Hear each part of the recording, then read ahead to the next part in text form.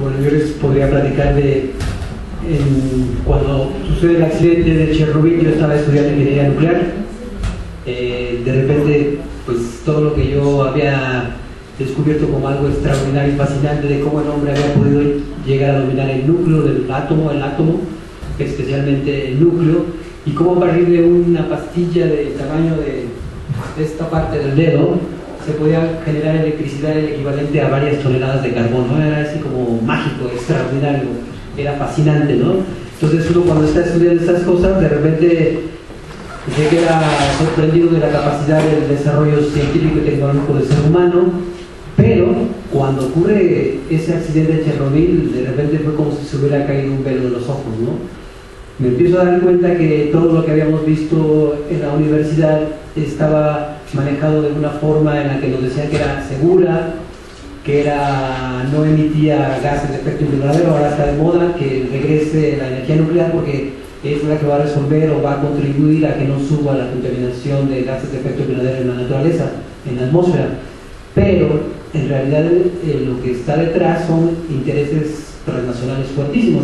Yo creo que lo que dice Berlusconi en realidad debe ser para el club de amigos, que seguramente son empresarios y que seguramente ven un gran negocio gigantesco para los próximos años, décadas, ¿no? Dice que el futuro del mundo de la energía nuclear pues sería más bien el futuro de los negocios del mundo. Entonces a partir de ahí creo que se puede empezar a hacer un análisis y empezar a derrumbar o empezar a criticar por lo menos los mitos de la energía nuclear. Nos dicen que es segura, no es para nada segura. Yo creo que lo de Chernobyl y de Fukushima nos debe de poner más claro, por lo menos a ponernos a pensar lo que nos dicen por los medios de comunicación y lo que se ha manejado como propaganda de lo que es la energía nuclear, ¿no? Hay que recordar que la energía nuclear surge de lo que fueron los descubrimientos militares de los Estados Unidos, los ingleses, que le ganaron la carrera a los alemanes para poder producir una arma nuclear. Cuando los norteamericanos se dan cuenta de que ya lograron desarrollar la bomba atómica, que paradójicamente Hiroshima y Nagasaki son las ciudades donde se experimenta este asunto, ¿no? Y es espantoso. Murieron cientos de miles de personas en las dos ciudades. Y ahora con el accidente de Fukushima pareciera que esa parábola termina de dar la vuelta. Inicia con ese extraordinario descubrimiento del poder de la energía, lo que se ve ya, digamos, a nivel de lo que se manejó como información y lo que se difundió de esa experiencia a lo que ahora está sucediendo. Entonces, ahí creo que la cuestión técnica empieza a ser cuestionada también, porque resulta que la zona donde construyeron los reactores de Fukushima es altamente sísmica. Se sabía, una de las primeras cosas que nos dicen a los que estamos estudiando estas cosas es que uno de los criterios para determinar dónde se puede construir o no una central nuclear es que no sea zona sísmica. Es un primer error gravísimo que no tenían que haber cometido los ingenieros o los responsables del programa nuclear en Japón. Claro. Pero en dado caso, habría entonces no haber que construir ninguna central nuclear en Japón. Pero ¿quiénes estaban detrás de este asunto? Los norteamericanos ganaron la Segunda Guerra. Los reactores nucleares son de la famosísima empresa General Electric. No es casual que los reactores nucleares instalados en Japón fueran de empresas norteamericanas. Y a la fecha sigue siendo una de las empresas más poderosas y que quiere renacer con este asunto de volver a instalar plantas nucleares en todo el mundo como solución al cambio climático.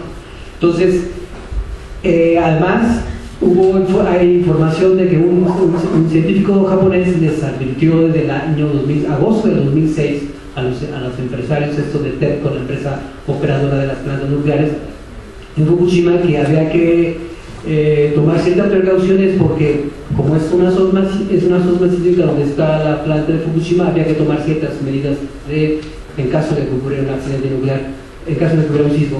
No le hicieron caso, obviamente salía carísimo, porque imagínense, estas centrales nucleares son unos monstruos gigantescos. Miren, el puro reactor nuclear, lo que es el edificio primario y el edificio secundario donde está lo que es la planta nuclear, el corazón de la planta nuclear, es de una dimensión de 50 por 60 metros. Ese es el corazón donde está el reactor. Entonces, implicaba poner barreras o reforzar todo lo que era el subsuelo, todo lo que eran las paredes, todo lo que era hasta el mismo reactor para evitar que sufriera daños. Y ahora se sabe En los primeros días, ustedes saben que los medios de comunicación decían que no había sido nada grave, que ya los reactores estaban bajo control, lo cual no era cierto. 3 de los núcleos del reactor se fundieron en los primeros días. El reactor 1 se fundió en las primeras 16 horas después de que ocurrió el sismo. Quiere decir, los que se tienen datos más actualizados, se sabe que no fue tsunami, no fue que los sistemas de emergencia para bombear agua a través de máquinas que funcionan con diésel para poder enfriar el reactor. Entonces fue el sismo precisamente el que desestabilizó completamente el reactor y no pudo ser controlado. Ya no, los seres humanos ahí ya no podían meter mano porque todo el sistema de control estaba totalmente destruido a partir del sismo. Entonces, toda esta información que se ha estado manejando, los medios de comunicación la estuvieron dosificando, la misma empresa, el mismo gobierno japonés, la misma Agencia Internacional de Energía Atómica, la misma Organización Mundial de la Salud, decían que no había que preocuparse, que era algo que había sucedido, que ya estaba bajo control. Pero ¿en manos de quién estamos entonces, no? Las grandes empresas protegen sus intereses, los gobiernos protegen los intereses de las empresas, la misma Organización Mundial de la Salud protege a los gobiernos, y entonces esto se vuelve una complicidad extraordinariamente mafiosa, ¿no? Porque nos terminamos de dar cuenta que estamos en manos de personas o de empresas y de gobiernos totalmente irresponsables, ¿no? Ni a nivel local ni a nivel mundial podemos confiar en ellos. A partir de Chernobyl se supo también, por ejemplo, en el caso de Chernobyl fue muy interesante porque el gobierno soviético en aquella época quiso mantener bajo control la información, y ahí era mucho más fácil mantener que no hubiera fuga de información. Pero los noruegos empezaron a detectar radiación altísima, ¿no? A cientos de kilómetros, si no es que miles de kilómetros de Chernobyl, ¿no? Entonces decían, ¿qué está pasando? Y entonces empezaron a monitorear y se dieron cuenta que algo había pasado en la Unión Soviética. Y a partir de ahí, pues el gobierno de Gorbachev en aquella época no tuvo más remedio que reconocer a los pocos días, hasta mayo, por ahí de mayo, el accidente de Chernobyl fue el 26 de abril, y por ahí de mayo el gobierno soviético tuvo que reconocer esto. Y bueno, las cuestiones técnicas, todas las dudas que tengan, por supuesto se las puedo aclarar. Es una cuestión bastante compleja, pero en realidad una de las cosas que tenemos que tomarnos en cuenta, yo creo que estamos en un momento de la humanidad que es súper importante. Nosotros, los que estamos aquí, la mayoría nacimos en los 60, 70. El mundo se puede decir que era mucho más amable, estaba como más posible de poder vivir en un mundo en el que tú podías decir que había control, podías como sentirte que eras parte de algo. Ahora en este siglo XXI, principios, ya segunda década, creo que todo pareciera que está fuera de control, ¿no? No solamente son las cuestiones de centrales nucleares, están los mismos alimentos.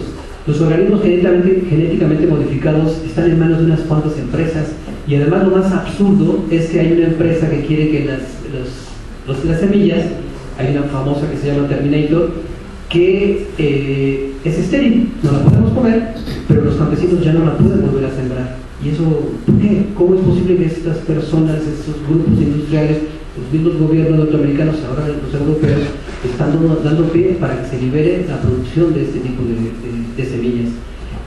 ¿Qué podemos decir más?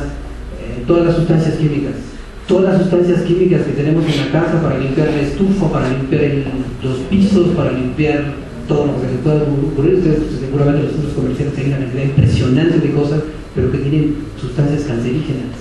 Está demostrado, hay estudios en Estados Unidos, seguramente en Europa, seguramente en las principales capitales del mundo donde están estudiando los científicos, se sabe que la mayoría tienen sustancias cancerígenas. Entonces yo creo que estamos llegando al punto en el que el ser humano, nosotros tendremos que recuperar la capacidad de tomar la democracia real, la democracia directa. Es la única manera en que podríamos parar esta locura. Yo creo que podríamos a estos momentos decir que hay una locura que está desatada, que son fuerzas que parecían incontrolables, y que solamente nosotros como ciudadanos, como seres del mundo, yo creo que ya las fronteras quedarían completamente rebasadas. Habría que hacer una gran movilización mundial para detener los centrales nucleares, los organismos genéticamente modificados, todos los intereses que están moviendo. Lo del agua también, ¿no? Por supuesto, es un asunto que no solamente es en Italia, ya sucedió en Ecuador, en Bolivia, ¿no? Los campesinos, los ciudadanos bolivianos se levantaron y hubo una gran movilización muy interesante para poder detener la privatización del agua. Entonces yo creo que para abreviar, por supuesto lo que les decía, cuestiones técnicas que quieran saber sobre la cuestión de los reactores nucleares, las centrales nucleares, estarían en total disposición para, digamos, ahora empezar a hacer como el intercambio y hacer una reflexión colectiva de lo que podemos compartir como experiencia de haber escuchado las percepciones de las compañeras, y estoy a su disposición. Gracias.